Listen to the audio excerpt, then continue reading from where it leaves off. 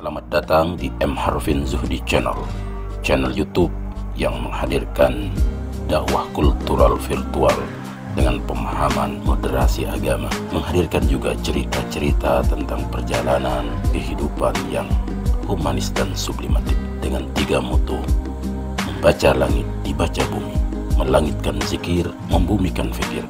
Iqra biharfin, karir bi alfin.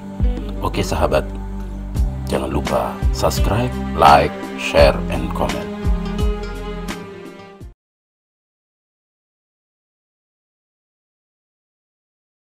Kearifan sebagai modal sosial untuk mempererat kohesivitas sosial. Sekarang realitasnya nilai-nilai kohesivitas itu sudah terkotak-kotak sesuai dengan kepentingan-kepentingan masing-masing. Jadi memang secara sosial kita sekarang ini hasil penelitian dari Wahid Institute, Setara Institute itu bahwa intoleransi itu sudah mendominasi kehidupan sosial di Indonesia. Jadi coba kita lihat, orang lebih sibuk dengan gadget, dengan HP, sementara di jalanan orang dicopet, di tidak peduli. Nah, intoleransi apalagi itu menjadi kenyataan yang sangat membuat kohesivitas sosial ini jadi rapuh ya. Rapuhnya kohesivitas sosial, kerentanan sosial ini membuat nilai-nilai lokal itu tidak fungsional. Jadi saya menawarkan memang ini harus di breakdown, direvitalisasi, direformulasi, dan di branding dalam konteks untuk masyarakat milenial. Harus dibuat masuk, misalnya kalau mau kearifan lokal itu nggak usah muluk-muluk, sebenarnya harus berbasis, harus punya ketetapan hukum, harus ada raperda misalnya. Nah ini yang nggak bisa kalau hanya ceramah-ceramah yang nggak bisa memberi tekanan. Nah, menarik kemarin ada raperda tentang pernikahan dini anak. Itu kena pasal nanti kalau orang menikah di bawah umur bisa kena pasal. Nah, itu seharusnya didorong bagaimana anggota DPRD ini membuat raperda kearifan lokal sehingga bisa fungsional dan punya legalitas hukum. Kekuatan hukumnya bisa betul leading. Kalau ceramah tulisan itu daya dobraknya, kata Pak Dr. Haji Muhaimin, itu nggak bisa. Kenapa itu? Ya karena nggak ada raperda itu. Ya, jadi sempat diskusi dengan beliau. Jadi memang cara salah satu caranya memang harus dengan hukum, kekuatan hukum sehingga bisa fungsional nanti. Nah, pola-pola reformulasi, revitalisasi itu nanti dirembukkan bersama. Saya kira itu Pak Dokter, terima kasih.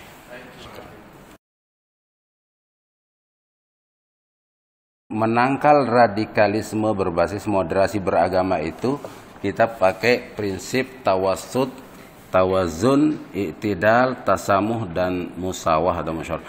Ini prinsip-prinsip nilai yang memang harus terus disosialisasikan, didiseminasikan. Bahkan kalau tadi sepakat dengan usulan Pak Prof. Gatot, itu harus tegas.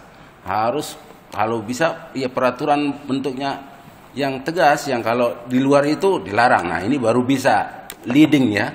Kemudian begitu juga halnya dengan berbasis kearifan lokal. Kearifan lokal itu tidak akan fungsional maksimal kalau tidak ada ketetapan hukum. Revitalisasi di sini maksudnya supaya betul-betul vital, fungsional, dan hidup menjadi elan vital, dan itu harus melalui ketetapan hukum, raperda, untuk undang-undang, supaya bisa menjangkau semua itu. Ya, yang sekarang di Pulau Sumbawa, di Bima itu terjadi kekosongan itu, kehampaan, kuldesak mungkin ya. Jadi sosialisasi, formulasi, dan modifikasi, internalisasi itu penting. Tapi itu tidak akan maksimal tanpa ada kekuatan hukum yang mengikatnya sebagai payung hukumnya. Kemudian menyebarkan perdamaian, memupuk toleransi, menimbulkan kasih sayang, itu adalah model-model akselerasi, model-model aplikasi yang bisa lewat ceramah, lewat tulisan dan lain sebagainya. Tapi harus ada landasan hukumnya, saya kira. Dan dalam konteks ini pemerintah harus. Nah, saya kira ketegasan pemerintah itu mulai dari RAN PE nanti itu. RAN PE ini begitu seluruh kementerian dan lembaga itu akan ada istilahnya itu menarik, wall of government approach and wall of society approach. Jadi bagaimana keterlibatan seluruh infrastruktur pemerintah dan masyarakat itu bersatu padu untuk melakukan pencegahan.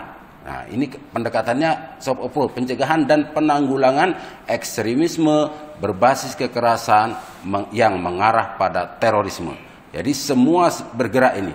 Ini RAN PE ini kita tunggu bagaimana aksi lanjutannya. Saya kira akademisi juga akan banyak terlibat nantinya dalam konteks kontra-kontra narasi, kontra propaganda dan kontra ideologi.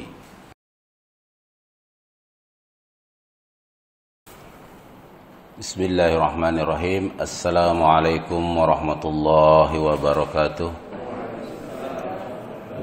Alhamdulillahi 'allamal Qur'an, khalaqal insan, 'allamahul bayan. Wassalatu wassalamu ala khairil anam, sayyidina wa maulana Muhammadin wa ala alihi washabbihi ajma'in, amma ba'd. Al-mukarramun yang sangat terpelajar, seluruh profesor, pembimbing, promotor, para penguji yang berbahagia dan semoga Allah menganugerahkan keberkahan hidupnya, sehat walafiat. Terima kasih atas bimbingan, atas arahan sehingga saya sampai pada posisi meraih gelar doktor hari ini. Hari ini adalah tanggal 10 Maret. Saya merasakan kuldesak tadi, Pak Prof. Ya, karena tanggal 11 Maretnya ayahanda saya Haji Jumhur Ahmadi meninggal 7 tahun yang silam. Beliaulah yang mengharapkan sekali saya bisa meraih doktor dan menjadi mengembangkan ilmu-ilmu hukum, ilmu-ilmu keislaman. Nah, saya dedikasikan doktor ini untuk Haji Jumhur Ahmadi ayahanda yang meninggal 11 Maret 2014. Lahul Fatihah. A'udzubillah.